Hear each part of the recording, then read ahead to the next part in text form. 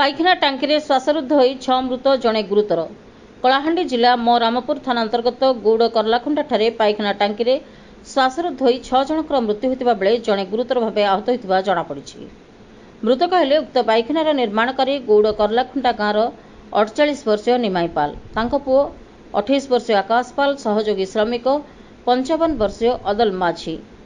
माटगंडा गाँवर मनोरंजन हाथी 27, दुटा गाँवर छंदा जाल, विपुल जाल मृत्यु होता बेले गुरुतर जनक हेले हाथीखोज गाँवर पंकज जानी बयस 32 वर्ष। एमानंकु एम रामपुर मेडिकल रु जिला मुख्य डाक्तरखाना को स्थानांतर करा जायछि।